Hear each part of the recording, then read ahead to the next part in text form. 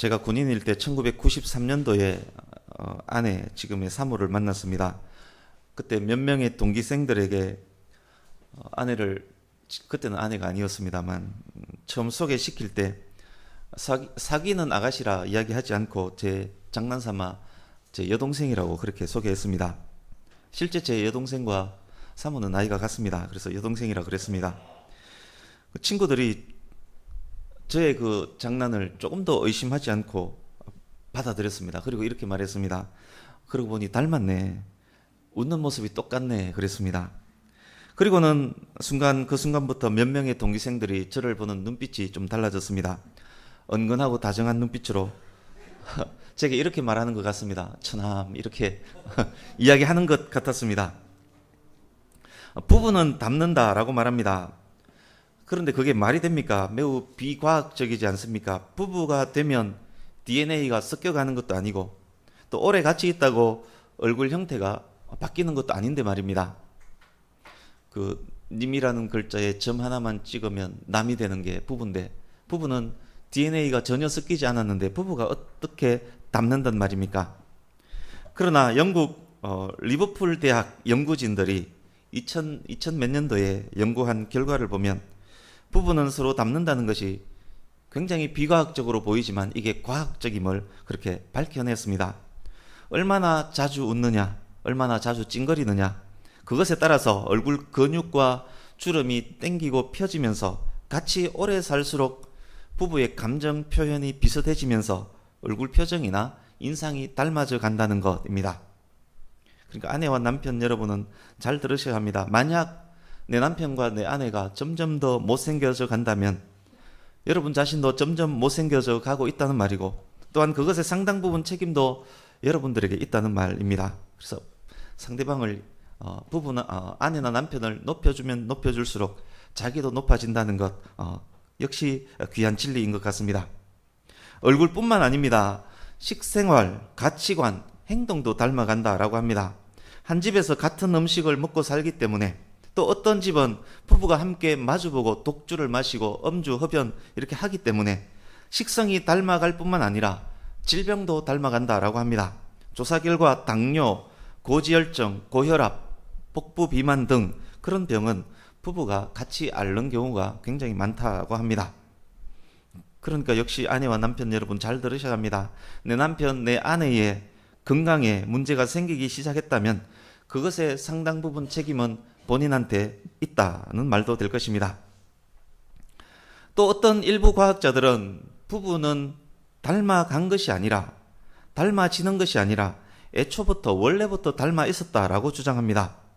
애초에 자신과 닮은 이성에게 더 매력을 느끼고 또 자신과 닮은 사람을 더 신뢰하고 자신과 닮은 이성을 배우자로 선택한다는 그런 주장입니다. 미혼 남녀 여러분들은 그래서 잘 들어야 합니다. 내가 사귀고 있는 그 사람이 진짜 못생겼다, 혹 이런 생각이 든다면 그 말은 나는 진짜 못생겼다라는 말이 될 수 있습니다. 잘 아시는 프로이드 정신분석학자, 유명한 정신분석학자입니다. 프로이드는 어린 시절 보았던 부모의 모습, 그 부모의 모습을 닮은 이성에게 끌린다라는 주장을 합니다. 자식이 부모 얼굴 닮는 것이 당연하기 때문에 부모 얼굴 닮은 이성에게 끌린다는 말은 또한 자신과 닮은 이성에게 끌린다는 말이기도 합니다. 부모님 여러분은 잘 들으셔야 합니다. 내 아들, 딸이 사귄다고 자기 애인을 데리고 왔는데 만약 그 애인이 전혀 내 눈에 이뻐 보이지 않다면 내 아들, 딸이 어릴 때 내 모습이 저렇게 못생겼다는 말도 될 수 있다는 말입니다. 아무리 노력해도 마음에 드는 이성을 찾기가 어려운 처녀 총각 여러분, 만약 그렇다면 어릴 적 엄마 아빠 사진을 품에 들고 다니면서 열심히 만나다 보면 어쩌면 그 안에 답이 있을지 모르겠습니다. 제가 소개한 내용들이 100% 진리라고 말씀할 수는 없을 것입니다. 그러나 전체 이야기를 듣고 여러분 각각의 경험들을 접목해서 생각해 보면 나름대로 한 가지 결론을 내릴 수 있습니다. 부부가 함께 오래 살다 보면 여러 방면으로 서로가 서로를 향해서 닮아간다는 것입니다. 어떤 커플이 있었습니다. 남자는 신앙 좋은 교회 청년부 회장입니다. 많은 여자들이 그 청년을 보고 교회 오빠라고 부르면서 많은 여청년들로부터 추앙받는 그런 인물이었습니다. 그런데 이 청년이 만나는 아가씨는 예상 밖입니다. 점 보는 것을 좋아하고 또 그녀의 종교는 미신을 믿는 것이 그녀의 종교입니다. 길이를 따집니다. 동서남북 방향을 따져서 이사합니다. 방 구석구석 베개 안에까지 부적을 넣고 삽니다. 종교적으로 전혀 어울리지 않는 이 두 사람이 결국 결혼했습니다. 결혼 후에도 남자는 쭉 기독교 신앙을 유지합니다. 여자도 쭉 미신을 섬기면서 미신적으로 삽니다. 시간이 더 흘렀습니다. 교회에서 이 남자가 집사 임명을 받았지만 그렇지만 그에게 신앙의 열정은 사라졌습니다. 그저 주일 들락날락 하면서 예배만 할 뿐입니다. 그러나 여자는 시간이 지날수록 더욱 열정적으로 미신을 섬깁니다. 가정의 영적인 부분에서 부인이 리더하고 있다는 말입니다. 남편이 아내 전도를 위해서 전혀 힘쓰지 않았다는 말도 됩니다. 시간이 더 흘렀습니다. 머리카락이 희끗희끗해집니다. 여전히 남자가 교회는 다니지만 이제는 아내와 함께 남자가 점집도 들락거립니다. 남자도 길일이 아니면 이사하지 않고 방향이 틀려도 이사하지 않습니다. 아내가 본 점괘가 좋지 않으면 그날은 아예 교회도 가지 않습니다. 뭐 저런 남자가 다 있냐 이렇게 생각할지 모르겠습니다만 이런 남자 세고 셌습니다. 오늘 본문에도 그와 비슷한 남자가 한 명 등장합니다. 다른 커플과 관련된 이야기 하나 더 하겠습니다. 60대에 어떤 부부가 있었습니다. 오랫동안 함께 살아온 부부인데 그런데 남편과 부인의 사회적 평판은 많이 달랐습니다. 남편은 나름 존경받는 분인데 부인은 교만한 여자, 욕심 많은 여자, 앙칼진 여자 그런 평판이 강합니다. 이것은 제가 경험한 이야기입니다만 개인적으로 이 부부에 대해서 개인적으로 제가 신뢰한 어떤 분과 이 부부에 대해서 이야기한 적이 있습니다. 제가 신뢰하는 그분에게 이렇게 말했습니다. 남편은 나름 존경받고 인정받는 분인데 부인은 도대체 왜 저럴까요? 이렇게 물었습니다. 이 부부에 대해서 저보다 더 많이 알고 있는 그분이 제게 이렇게 대답했습니다. 남편의 겉모습, 아내의 겉모습이 그 부부의 참모습은 아닙니다. 백엔머리 송사가 얼마나 대단한 위력이 있는지 아십니까? 모르는 분 혹시 있을지 몰라서 백엔머리 송사 국어사전에 나온 것 읽어드리겠습니다. 잠자리에서 아내가 남편에게 바라는 바를 속살거리며 청하는 일, 이것을 백엔머리 송사라고 합니다. 남편이 존경받고 인정받는 분은 맞았지만 그 집 대부분의 일은 부인의 뜻이 반영되어서 결국 결정 내려집니다. 남편이 정말 받을 만한 분이라면 어떻게 그런 결정이 계속 내려질 수 있었겠습니까? 부부는 결국 한 통속입니다. 이렇게 이야기를 했습니다. 그 말에 그분을 보고 그 말에 저는 상당 부분 공감되었습니다. 실제로 그렇다는 것을 우리도 경험적으로 알고 있지 않습니까? 대통령을 알려면 대통령 부인을 보아야 하고 사단장을 알려면 사단장 부인을 보아야 하고 목사님을 알려면 목사님 사모도 보아야 합니다. 남편이 사단장이면 부인이 부사단장인 경우가 굉장히 많습니다. 어떤 부인은 군단장 역할을 하기도 합니다. 담임 목사보다 사모의 영향력이 더 큰 교회가 적잖이 많이 있습니다. 부부가 서로 다른 것 같지만 실제로 부부는 한 통속인 경우가 굉장히 많습니다. 이게 백엔머리 송사의 위력입니다. 이제 본문으로 들어가겠습니다. 먼저 열왕기상 10장을 보십시오. 10장 23절에서 25절을 눈으로 한번 보십시오. 이런 이야기입니다. 솔로몬이 당대 최고의 지혜자였다. 온 세상 사람들에게 솔로몬은 최고로 인기가 있었다. 솔로몬과 친해지기 위해서, 솔로몬과 사진 한 장 찍기 위해서 수많은 사람들이 예물을 가지고 몰려왔다. 그런 내용이 10장 23절에서 25절입니다. 열왕기상 10장은 이스라엘의 국력이 최강일 때, 솔로몬의 영화가 절정기일 때의 묘사입니다. 23절에서 25절은 이 10장의 요약이라고 할 수 있습니다. 이제 10장 26절에서 29절 보십시오.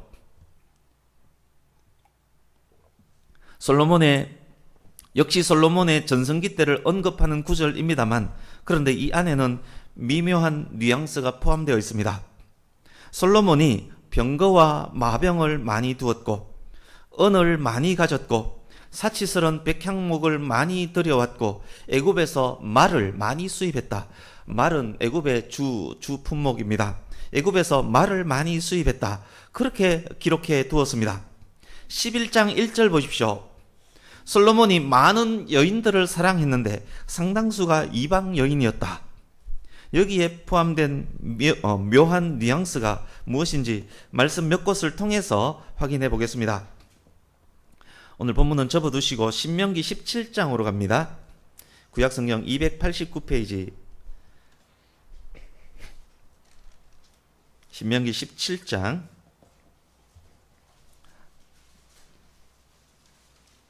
16절 17절을 같이 읽습니다. 신명기 17장 16, 17절 같이 읽습니다. 시작. 그는 병마를 많이 두지 말 것이요 병마를 많이 얻으려고 그 백성을 애굽으로 돌아가게 하지 말 것이니 이는 여호와께서 너희에게 이르시기를 너희가 이후에는 그 길로 다시 돌아가지 말 것이라 하셨음이요 그에게 아내를 많이 두어 그의 마음이 미혹되게 하지 말 것이며 자기를 위하여 언금을 많이 쌓지 말 것이니라. 아멘. 이것은 이스라엘 왕이 지켜야만 하는 규례입니다. 군사력 의지하지 말고 하나님만을 의지할 것이며 사치와 낭비를 하지 말라는 왕을 위한 말씀, 왕을 위한 규례입니다. 좀 더 앞으로 가셔서 신명기 7장으로 갑니다. 신명기 7장 3절 4절을 같이 읽습니다. 7장 3절 4절 같이 읽습니다. 시작. 또 그들과 혼인하지도 말지니 네 딸을 그들의 아들에게 주지 말 것이요 그들의 딸도 네 며느리로 삼지 말 것은 그가 네 아들을 유혹하여 그가 여호와를 떠나고 다른 신들을 섬기게 함으로 여호와께서 너희에게 진노하사 갑자기 너희를 멸하실 것임이니라. 아멘. 이것은 이스라엘 백성 전체에게 하신 말씀입니다. 하나님을 섬기지 않는 가나안 족속들, 이방 족속들과 결혼하지 말라는 명령입니다. 통혼을 금하는 가장 큰 이유는 이방 여인의 베갯머리 송사로 이스라엘 백성을 하나님에게서 떠나게 할 것이기 때문입니다. 결국 그 일은 하나님의 진노를 사게 될 것이기 때문입니다. 그런데 다시 10장으로 갑니다. 오늘 본문 10장. 그런데 솔로몬의 전성기를 요약하는 구절에서 하나님께서 금하신 것들, 그것을 솔로몬이 야금야금 행하고 있는 것을, 그 모습을 오늘 본문에서 봅니다. 10장 끝부분이 솔로몬의 전성기와 솔로몬의 타락을 연결짓는 경계 부분의 역할을 하고 있습니다. 이제 11장 1절에서 3절입니다. 하나님의 백성이라면 잘 나갈 때 더욱 긴장해야 하는데, 저와 여러분도 마찬가지입니다. 평안하다 잘 나갈 때 성도는 더욱 긴장해야 합니다. 선줄로 생각되거든 넘어질까 조심해야 합니다. 그렇게 해야 하는데 솔로몬은 그렇지 못합니다. 병거와 마병을 모으고 말을 사들이고 사치를 일삼습니다. 더욱 많은 여인들과 결혼합니다. 처음에는 정치적으로 정략 결혼을 했지만 11장 현재 솔로몬의 결혼은 정략 결혼을 뛰어넘는 그 무언가가 있습니다. 1절과 3절 보시면 솔로몬이 그들을 사랑하였다라는 말이 있습니다. 사랑하였다로 번역된 원어 아헤버라는 단어는 집착, 욕망에 근거한 성적 열정과 관련이 있습니다. 그러니까 솔로몬은 마음에 드는 여자가 있으면 진짜로 마음으로 사랑했다라기보다는 욕망을 갖고 집착하면서 안목의 정욕을 따라서 결혼을 했다는 말입니다. 이것은 또한 솔로몬의 과시욕, 교만과 연결됩니다. 고대 왕들에게 부인이 많다는 것은 큰 자랑거리였습니다. 큰 과시를 할 수 있는 자랑거리였습니다. 솔로몬이 이방 나라의 왕들처럼 결혼을 통해서 자기의 권력과 부를 과시했습니다. 결혼을 얼마나 많이 했는지 후궁이 700명, 첩이 300명, 합 1000명의 처첩을 두었습니다. 이 백성이 얼마나 고생했을지 한번 생각해 보셔야 합니다. 왕의 부인을 아파트 줘도 좋은 것 줘야 되지 않겠습니까? 전체 아파트 줘야 될 것이고, 또한 그에게 딸린 자가용도 한 대 줘야 될 것이고, 또 종들도 하나씩 줘야 될 겁니다. 얼마나 백성들 등골이 빠졌겠습니까? 솔로몬이 자기 부와 권력을 과시하기 위해서 1000명의 처첩을 둡니다. 처첩들을 대하는 솔로몬의 중요한 특징이 또 하나 있습니다. 8절 앞부분 보십시오. 그의 이방 여인들을 위하여 다 그와 같이 한지라. 이게 무슨 말씀이냐? 솔로몬은 자기 아내들을 차별하거나 편애하지 않습니다. 차별과 편애가 폐단이지만 솔로몬은 그 폐단을 행하지 않는데, 그 폐단을 행하지 않는 그것이 폐단이 됩니다. 아주 특이한 경우입니다. 솔로몬은 자기 아내들을 차별하거나 편애하지 않고 다 그와 같이 합니다. 1번에게 아파트를 줬습니다. 5번이 와서 여보 나도 아파트, 그러면 5번에게도 아파트를 줍니다. 10번에게 스포츠카를 사줬습니다. 999번이 와서 여보 나도 스포츠카 하면 999번에게도 스포츠카를 사줍니다. 아내들을 향한 솔로몬의 마음을 그래서 집착, 욕망, 과시, 다정다감, 순둥이, 허용 등등이라는 단어로 요약할 수 있을 것입니다. 그 말은 솔로몬에게 베갯머리 송사가 엄청난 위력을 발휘했다는 말이기도 합니다. 4절 보십시오. 솔로몬의 나이가 많을 때에 당시 이스라엘은 60부터 노인으로 여겨졌던 듯 합니다. 레위기 27장에 보면 60 된 이후부터 사람 가치가 떨어지는 것을, 돈으로 환산하는 가치가 떨어지는 것을 보게 됩니다. 60부터 노인으로 여겨졌던 듯 합니다. 솔로몬의 나이 60이 넘자 솔로몬의 귀는 아내들의 말에 더욱 팔랑귀가 됩니다. 5절 보십시오. 팔랑귀가 뭔지 모르는 분들을 위해서 학생들이 있기 때문에 국어사전에 있는 팔랑귀 읽어드리겠습니다. 귀가 팔랑팔랑 거릴 정도로 얇아서 남의 말에 잘 넘어가고 속는다. 주관 없이 다른 사람의 의견에 따르는 사람을 일컫는다. 솔로몬 나이 60이 넘자 완전 팔랑귀가 됩니다. 5절 보십시오. 여기에 시돈, 암몬, 모압은 모두 이스라엘 인근 이방의 나라들입니다. 아스다롯, 밀곰, 그모스, 몰록과 밀곰은 같은 우상입니다만 이것은 말씀드렸던 그 이방 나라들이 섬기는 신들입니다. 이들 이방 신을 향한 제사는 엄난합니다. 몰록은 인신제사로 유명합니다. 랍비들에 따르면 몰록의 신상은 구리로 만들어졌는데 그 구리 안에 속이 텅텅 비어 있다라고 합니다. 그 안에 7개의 칸막이가 있고 1번부터 7번 칸에 순서대로 밀가루, 거북이, 암양, 숫양, 황소, 어린아이들을 차례로 넣고 그 신상을 불태웁니다. 그 속에서 나오는 비명등이 들리지 않게 하기 위해서 시끄러운 악기를 두드리면서 그렇게 인신제사를 드렸다라고 합니다. 얼마나 잔인하고 못됐습니까? 이 몰록은 인신제사로 유명한 그런 신입니다.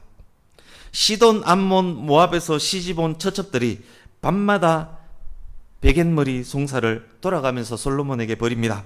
시돈에서 온 시돈떼기, 여보 우리 조상의 신 아스다롯에게 제사하고 올게요. 그러면 솔로몬이 오케이 합니다.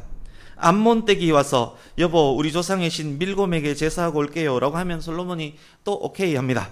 7절 8절 보십시오. 모압에 가정한 그모스를 위하여, 암몬에 가정한 몰록을 위하여 예루살렘 성전을 마주하는 산, 예루살렘 성전에 마주 보이는 감람산 최남단 봉우리 위에 이방 신을 위한 산당을 짓게 허용합니다.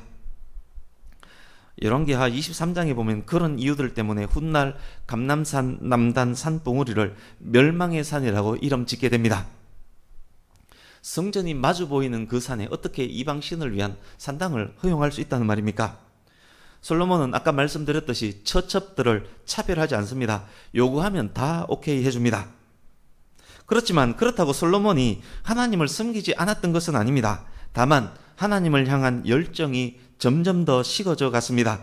그러나 이방의 처첩들은 자기 신을 위한 열정이 시간이 지날수록 점점 더 강해집니다. 솔로몬이 늙으면서 팔랑귀가 되기 때문에 자기의 주장은 더 강해지고 자기의 신앙은 더욱 강해집니다. 이 말은 솔로몬이 자기 아내들을 전도할 생각을 전혀 하지 않았다는 말이기도 합니다. 아까 미신을 잘 믿는 그 여자와 결혼한 청년부 회장과 비슷한 그런 솔로몬의 행태입니다. 아까 이런 인간들을 어디 있겠느냐라고 했지만 보시면 솔로몬이 그런 인간입니다. 솔로몬은 처첩들이 이방신을 제사하는 그 산당에 함께 갑니다. 더운 날 아이스크림도 돌리고 음료수도 돌리고 피자 배달도 시켜줍니다. 이때의 솔로몬은 종교 혼합주의자의 전형입니다. 4절 다시 보십시오. 이때의 솔로몬, 종교 혼합주의자 솔로몬을 그의 아버지 다윗과 비교하고 있습니다. 하나님께서 가장 싫어하는 것은 우상 숭배입니다. 그래도 다윗이 범죄하기는 했지만 다윗은 한 번도 우상 숭배를 하지 않았습니다. 솔로몬의 마음은 다윗의 마음과 같지 않았습니다. 솔로몬은 여호와 앞에 온전하지 못했습니다. 6절도 보십시오. 한 번 더 다윗과 비교하면서 말합니다. 다윗의 아들 솔로몬, 다윗은 한 번도 그러지 않았는데, 다윗은 온전히 하나님을 섬겼는데, 그러나 이놈의 솔로몬은 내놓고 하나님 앞에서 악을 행했다. 그렇게 기록합니다. 이제 9절 보십시오. 솔로몬이 하나님에게서 마음이 떠나자 하나님께서 진노하십니다. 더욱 여호와를 진노케 한 것이 있습니다. 하나님께서 솔로몬에게 지혜를 주시겠다라고 말씀하신 이후 2번이나 더 나타나셔서 하나님께서 명령과 경고를 하셨습니다. 이 2번은 열왕기상 6장과 9장에 기록된 내용일 것입니다.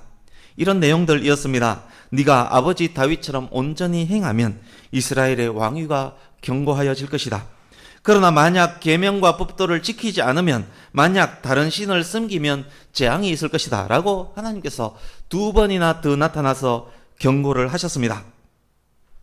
하나님을 만나고 하나님의 말씀을 들을 수 있는 것은 성도가 누릴 수 있는 가장 큰 은총입니다. 솔로몬은 이토록 큰 은총을 받았습니다. 있을 수 있는 범죄에 대한 경고도 미리 받았습니다. 그러나 그토록 큰 은총을 받은 솔로몬인데도 그의 마음은 하나님을 떠났습니다. 솔로몬 죄의 상당 부분은 이방 여인과 결혼해서 줏대 없이 이방 여인을 닮아간 그것과 관련이 있습니다. 이제 11절, 13절입니다. 11절에서 13절입니다. 솔로몬이 돌이키지 않자 하나님께서 이제 네 번째로 나타나셔서, 이 네 번째가 맨 처음에 꿈에서 나타나서 지혜를 주시겠다라고 말씀하셨을 때, 그리고 6장과 9장 2번 더 나타났고, 오늘 본문에서 네 번째 하나님께서 나타나셔서 솔로몬에게 말씀합니다. 네가 내 언약과 법도를 지키지 않았으니 내가 사람의 매와 인생의 채찍으로 너를 때리겠다. 그 말씀입니다. 내가 이 나라를 빼앗아서 네 신하에게 줄 것이다. 그러나 네 아버지 다윗과 한 약속 때문에 내가 살아있는 동안에는 그러하지 않겠다. 네 아들이 왕이 되었을 때 네 아들에게서 나라를 빼앗겠다. 그러나 나라를 완전히 빼앗지는 않겠다. 내 종 다윗과 내가 택한 예루살렘을 위하여 한 개의 지파는 네 아들에게 주겠다. 이후에 지금 했던 이 말씀은 그대로 이루어집니다. 14절 이하를 쭉 눈으로 한번 보십시오. 그 일 이후에 여기저기서 솔로몬을 대적할 세력들이 우후죽순처럼 자라나고 있는 그런 장면입니다. 26절 보십시오. 26절 보시면 여로보암이라는 사람이 등장합니다. 조금 전 11절에서 언급된 나라를 빼앗을 솔로몬의 신하가 바로 여로보암입니다. 아직 소나기는 내리지 않지만 소나기를 만들 구름들이 솔로몬 살아있을 때 여기저기서 일어나서 솔로몬을 대적하고 솔로몬의 강력한 대적으로 점점 더 자라나고 있는 장면입니다. 이 일로 솔로몬은 많이 아팠을 것입니다. 41절 이하를 보십시오. 솔로몬 죽음에 대한 기록입니다. 이제 12장 이후 보십시오. 솔로몬이 죽고 소나기가 내리기 시작합니다. 북쪽 지파들이 들고 일어나서 솔로몬의 신하였던 여로보암을 왕으로 세웁니다. 나라는 남북으로 갈라지고 솔로몬의 아들 르호보암은 남유다의 왕으로만, 한 개 지파의 왕으로만 남게 됩니다. 이때부터 통일국가, 통일왕국 이스라엘은 남유다와 북이스라엘로 나누어지는 분단국가가 됩니다. 솔로몬의 죄가 한 민족을 갈라놓았습니다. 솔로몬이 성전 건축을 통해서 민족의 예배와 삶을 바꾸고 새로운 시대를 시작케 한 위대한 왕이었지만, 한편 자신의 불순종으로 전체 이스라엘 지파를 통치한 전체 이스라엘 통일 왕국의 왕, 그 왕이 마지막 왕이 되고 말았습니다. 한 시대를 시작한 왕이었지만 또한 한 시대의 종지부를 찍고 마는 그런 왕이 되고 말았던 것입니다. 이제 몇 가지를 정리 적용하고 말씀을 마무리하겠습니다. 첫 번째, 아까 말씀드렸듯이 여러분, 부부는 닮는 게 맞습니다. 부부 여러분, 그렇다면 서로가 서로에게 하나님을 잘 섬기는 모범이 되는 좋은 부부가 서로가 서로에게 되기를 바랍니다. 그렇기 때문에 미혼 청년들 그리고 학생들에게 특별히 말씀드립니다. 지금부터라도 미리 자기 배우자를 위해서, 배우자 될 사람의 신앙을 위해서 기도하시기 바랍니다. 배우자 선택의 가장 우선되는 조건이 예수님을 잘 믿는 것, 그것임을 잊지 마시기 바랍니다. 서로를 향한 베갯머리 송사는 잘 유지해온 신앙마저도 무너뜨릴 수 있기 때문에 그렇습니다. 신앙 안에서 결혼하는 것, 그것은 평생의 행복, 가문의 성패를 좌우합니다. 그렇기 때문에 고린도후서 6장에서 바울 사도도 이렇게 권면합니다. 너희는 믿지 않는 자와 멍에를 함께 매지 말라. 의와 불법이 어찌 함께하며 빛과 어둠이 어찌 사귀며 그리스도와 벨리알이 어찌 조화되며 믿는 자와 믿지 않는 자가 어찌 상관하며 하나님의 성전과 우상이 어찌 일치가 되리요. 이 말을 듣고 이렇게 반문할 수 있습니다. 목사님, 나는 끄떡없습니다. 믿지 않는 자와 결혼하더라도 전도하면 되지요. 물론 그런 오기를 부릴 수는 있습니다. 그러나 장담하지 마십시오. 천하장사 누굽니까? 삼손도 들릴라의 속삭임에 넘어갔습니다. 지혜의 왕 솔로몬도 그 일을 하지 못했습니다. 그래서 그런 결정을 내가, 목사님 걱정하지 마십시오. 나는 그런 결정 내립니다. 사랑이 지금은 우선입니다.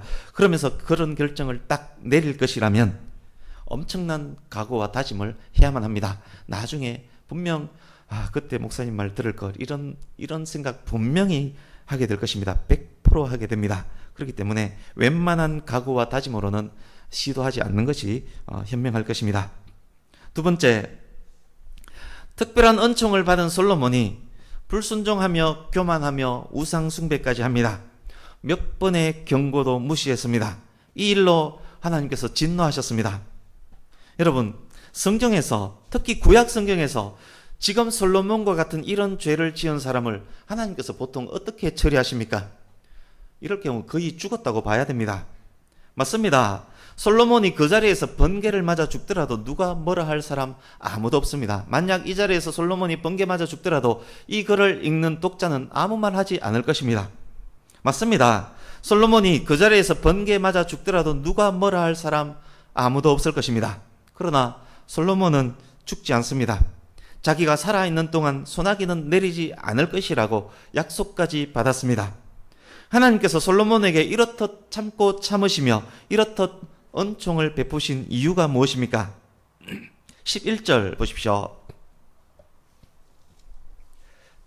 네 아버지 다윗을 위하여입니다. 솔로몬이 이렇게 은총을 받을 수 있었던 것은 네 아버지 다윗을 위하여, 네 아버지 다윗을 위하여. 아브라함의 조카 롯이 소돔과 고모라에서 구원을 받습니다. 그때 하나님께서 말씀합니다. 롯, 네가 잘나서 아니다. 내가 사랑하는 아브라함을 위하여, 내가 아브라함을 생각했기 때문에 너를 구원해내었다. 이렇게 말씀합니다. 마찬가지입니다. 솔로몬이 잘나서 이 은총을 받은 것 아닙니다. 솔로몬의 아버지 다윗 때문에 하나님께서 솔로몬에게 이 은총을 베푸신 것입니다. 여러분께서는 여러분의 자녀들을 엄청 사랑하지 않습니까? 진심으로 여러분의 자녀를 사랑하는 것이 맞다면 자녀 삶의 평안을 위해서라도 다윗처럼 하나님을 온전히 섬기시길 바랍니다. 만약 여러분의 자녀가 훗날 하나님 앞에서 큰 죄를 짓더라도, 하나님을 온전히 섬긴 여러분으로 인하여 하나님께서 더 참으시며 더 은총을 베풀어 주실 수 있습니다. 솔로몬이 불순종하며 우상을 숭배했습니다. 솔로몬의 죄가 결국 누구에게 영향을 또 미치게 됩니까? 솔로몬은 아버지 다윗의 온전함의 덕을 보았지만, 솔로몬의 조상 덕을 보았지만, 솔로몬의 불순종은 아들 르호보암에게 미쳤습니다.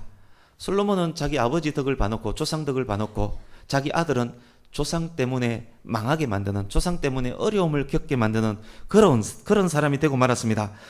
르호보암이 나라의 분단을 겪어야 했고 수많은 어려움을 당해야 했습니다. 여러분께서 여러분의 자녀를 정말 생각하신다면 범죄하지 말아야 합니다. 우리가 하나님 앞에 범죄하면 우리 자녀에게 그 영향이 미칠 수 있습니다.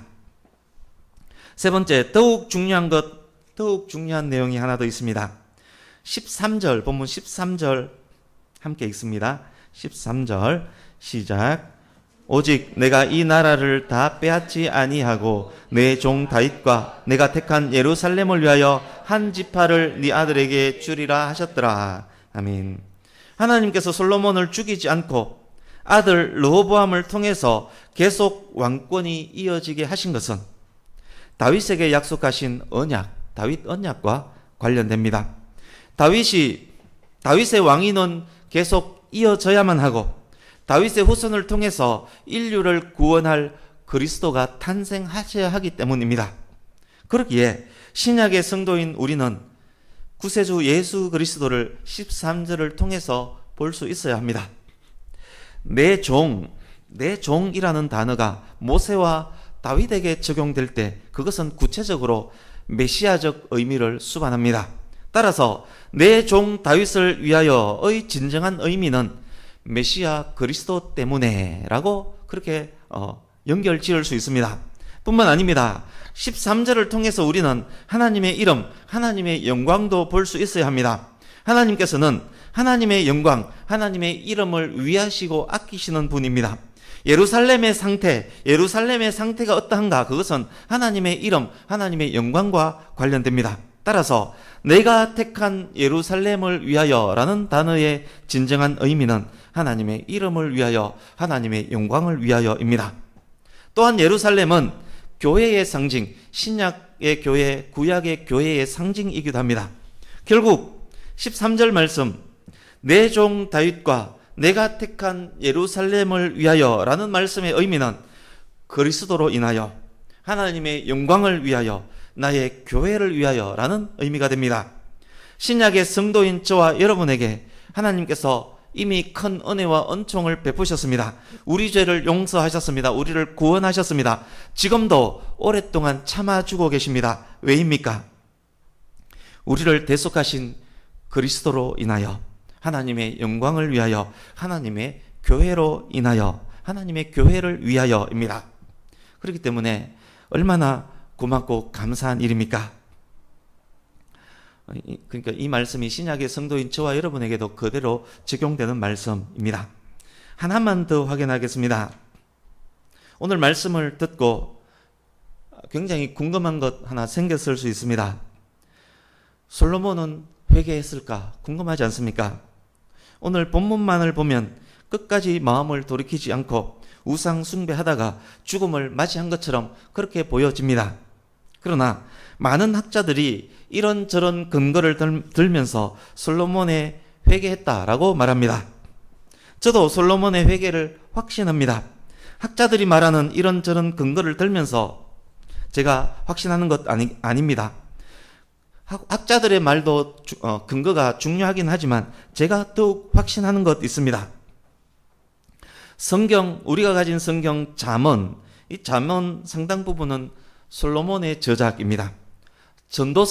전도서의 저자도 솔로몬입니다. 아가서의 저자도 솔로몬입니다.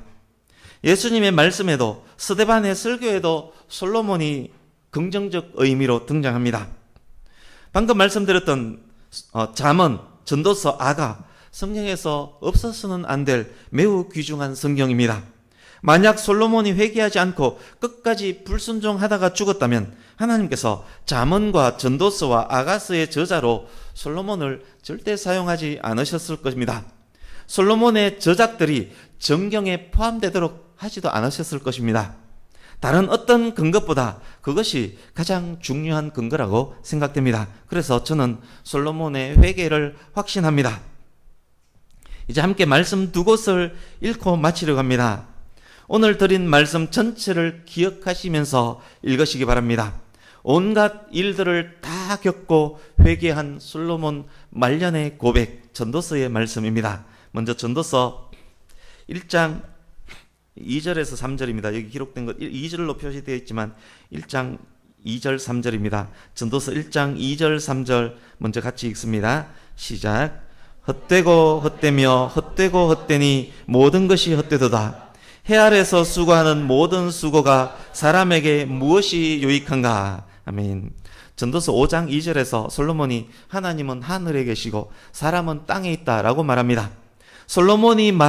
그래서 솔로몬이 말한 해 아래서의 의미는 세속에서, 세상에서라는 의미입니다. 그래서 이 고백은 이런 고백입니다. 세상에서 하나님 없이 행하는 인간의 모든 일들, 해 아래서 하나님 없이 행하는 인간의 모든 일은 헛되고 헛되고 헛되며 사람에게서 아무 유익이 되지 못합니다. 이렇게 고백합니다. 그렇다면 하나님 없이 행하는 모든 것이 헛됨을 아는 우리의 삶은 우리는 어떻게 살아야 합니까? 어떻게 사는 것이 참 지혜자의 삶이고 복이 있는 자의 삶입니까? 전도서 12장 13, 14절을 같이 읽습니다. 시작. 일의 결국을 다 들었으니 하나님을 경외하고 그의 명령들을 지킬지어다. 이것이 모든 사람의 본분이니라. 하나님은 모든 행위와 모든 은밀한 일을 선악간에 심판하시리라. 아멘. 말씀을 마칩니다. 성도된 우리는 전도서 말씀처럼 사람의 본분이 무엇인지 세상 사람은 모르지만 저와 여러분은 압니다. 창조주 하나님을 경외하고 그의 명령을 지키는 것이 사람의 본분입니다. 사람의 본분을 행하는 저와 여러분 되시기를 간절히 바랍니다. 우리의 연약함으로 때로는 넘어지고 미흡하고 부족한 것이 혹 우리에게 많이 있을지라도 우리는 하나님의恩총을 받은 성도이기 때문에 우리가 회개하고 돌이키면 그리스도로 인하여 하나님의 영광을 위하여 하나님의 교회를 위하여 더 큰 긍휼과 은총까지 저와 여러분에게 베풀어 주실 것입니다. 기도하겠습니다.